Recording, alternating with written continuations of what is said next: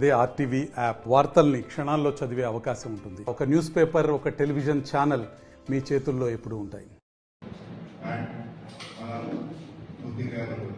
అందరికీ నమస్కారం.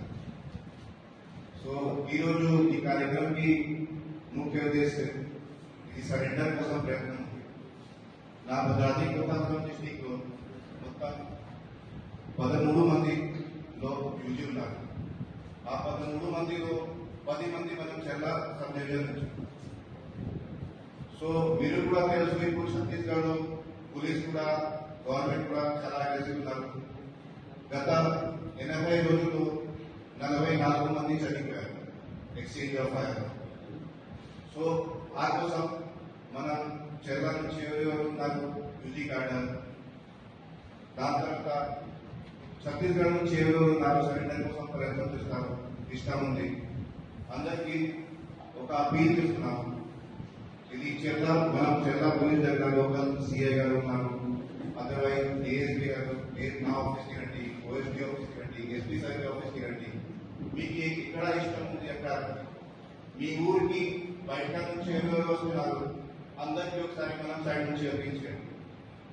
ఇది మనం ముందుకే సరెండర్ చేయండి. గవర్నమెంట్ నుంచి చాలా మంచి ప్రోగ్రామ్ ఉంది, మంచి వెల్ఫేర్ ఇనిషియేటివ్ ఉంది, మీకు డబ్బు వస్తాయి. సో ఆ కోసం మీరు కూడా మనం సైడ్ నుంచి అప్పించండి. సో ఆ కోసం మనం ఈరోజు ఈ ప్రోగ్రామ్ పెట్టాలి.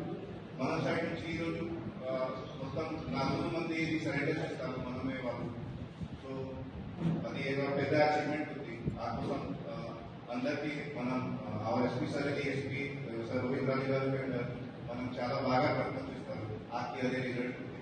సో మీ తరఫుకి చాలా ధన్యవాదాలు. మీరు కూడా అపీల్ చేస్తున్నాము మన సైడ్ నుంచి.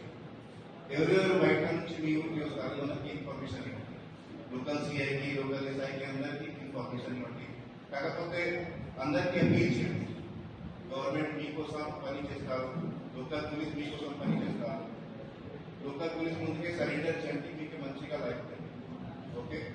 సో మా తరఫు నుంచి అన్ని సపోర్ట్ చేస్తారు, బట్ మీ తరఫు నుంచి కూడా సపోర్ట్ కావాలి. So thank you. అది ఐ హోప్ మీ తరఫు నుంచి కూడా అది అపీల్ చేస్తారు అందరికీ. అదేవిధంగా నా తరఫు నుంచి మనం ఎస్ఐసిఐ అందరికీ ప్రయత్నం చేస్తారు. మనం దేశానికి ఈ సంవత్సరాలలో 10 మందికి సరెండర్ కోసం ప్రయత్నం చేస్తాం. వాళ్ళతోటి కొట్లాడి మిమ్మల్ని ఏమన్నమాట, మీరెళ్ళి కొట్లాడితే మా కొడుకులు మాకు ఇచ్చేయండి, మా పిల్లల్ని మాకు ఇచ్చేయండి. మీతో మీరేం ఉద్ధరిస్తున్నారు? మమ్మల్ని ఉద్ధరించడానికి కదా మేము అనేది మా కొడుకుని, మా పిల్లల్ని. మీరు ఎవరిని ఉద్ధరిస్తున్నారు? మీ ఇంట్లోనే మీకు దిగు దివానం లేదు, మీ తల్లిదండ్రులను చూసుకోవడానికి ఎవరు లేదు. వాళ్ళని ప్రభుత్వం చూసుకుంటాం.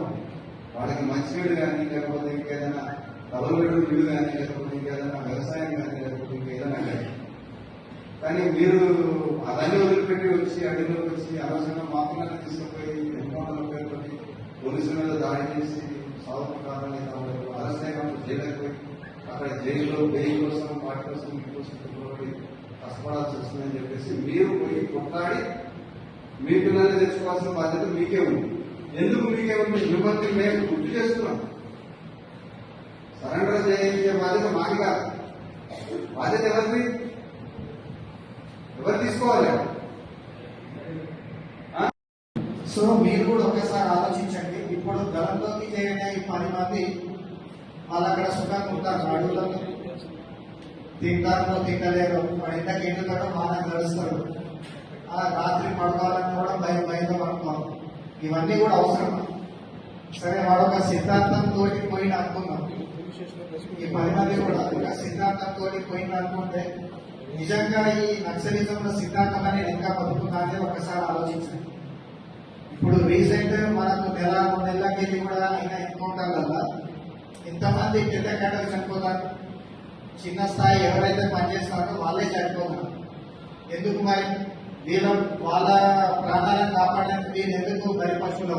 ఒకసారి మీరు అందరూ ఇది ఆలోచించాలి. అయితే ఏదైతే సమాన హక్కులు అందరూ ఒకరే, గవర్నమెంట్ సమాన హక్కులు కల్పించాలి అది వాళ్ళు ఎప్పుడైతే పత్రికా ప్రకటన ఇవన్నీ చేస్తారు కదా, వాళ్ళు ఒక్కసారి ఆత్మవిమర్శన చేసుకోవాలి. మరిన్ని వీడియోస్ కోసం ఛానల్ ని సబ్స్క్రైబ్ చేయండి, లేటెస్ట్ అప్డేట్స్ కోసం వాట్సాప్ ఛానల్ ని ఫాలో చేయండి అండ్ లింక్ డిస్క్రిప్షన్ లో ఉంది.